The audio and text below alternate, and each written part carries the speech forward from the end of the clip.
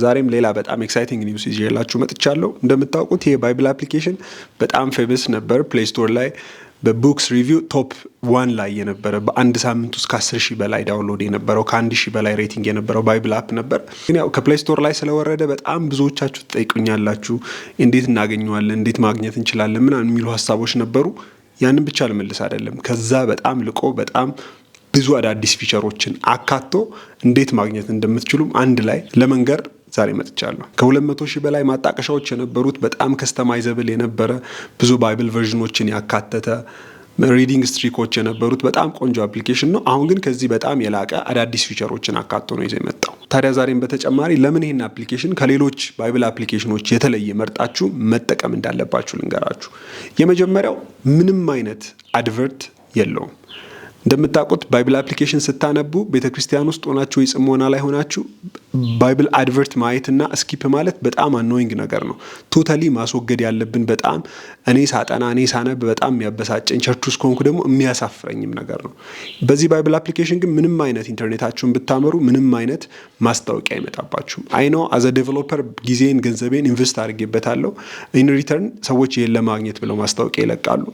እኔ ግን ይሄን አላደርግም። አገልግሎቱን ይሄን አንደርስታንድ የምታደርጉ ሰዎች ማኪያቶ የምትጠጡበትን 30፣ 40፣ 50 ብር you can contribute እዚህ ሰፖርት የሚለው ቦታ ላይ ገብታችሁ በቴሌብር በሲቢኢ አገልግሎቱን መደገፍ ትችላላችሁ። I didn't expect big የሆነ ትልቅ አይነት huge amount of investment አይደለም፣ የሁላችንም ነው።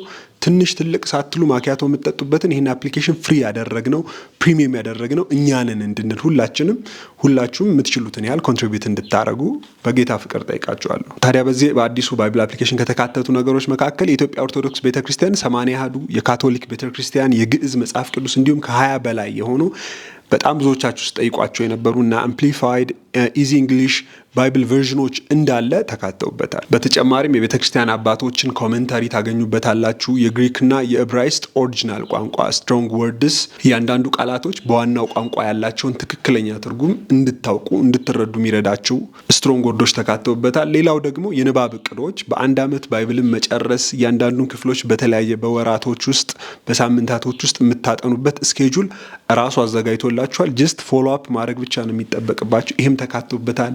በዛ ላይ ፕሬየር ጆርናል አለው። ፕሬየር ጆርናል እንደምታዩት ጸሎት ርዕሶቻችሁን እዚህ ላይ ተመዘግባላችሁ። ሲመለስላችሁ ዞር ብላችሁ እንድታዩት እንድታስታውሱት እዚህ ላይ የተመለሰላችሁን እንደተመለሰላችሁ ማርክ ታረጋላችሁ። ይህንን ፎሎ አፕ የምታረጉበት ፕሬየር ጆርናል አለው። ካሁን በኋላ የራሳችሁ አካውንት ባይብል አፕሊኬሽኑ ስለሚኖራችሁ የትኛውንም ስልክ ብትቀይሩ ሙሉ ሂስትሪያችሁን ሴቭ ያረጋችሁትን ማርክ ያረጋችሁትን የጻፋችሁትን ኖት ኤቭሪቲንግ ስቶር የሚያደርግላችሁ ስለሆነ ሎጊን ማድረግ ትችላላችሁ። የኤአይ አሲስታንት ስለተካተተበት ምንም አይነት ጥያቄ ቢኖራችሁ እዛው ከባይብል አፕሊኬሽኑ ሳትወጡ ጥያቄዎቻችሁን ጠይቃችሁ ከኤአይ መልስ ማግኘት ትችላላችሁ። ለፈጣን ማብራሪያዎች በጣም ይጠቅማቸዋል።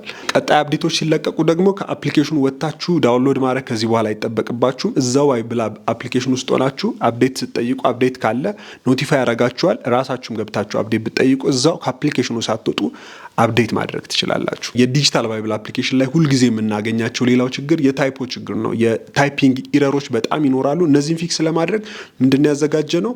እዛው ባይብል አፕሊኬሽን ላይ ሆናችሁ ጥቅሱን ይዛችሁ ኮመንት እንድትጽፉ ይሄ ቃል ልክ አይደለም፣ ይሄ ታይፒንግ ኢረር አለበት ብላችሁ የምታገኟቸውን እንዳለ ትጽፋላችሁ። እሱ ቀጥታ እኛ ዳታቤዝ ላይ ይቀመጣል።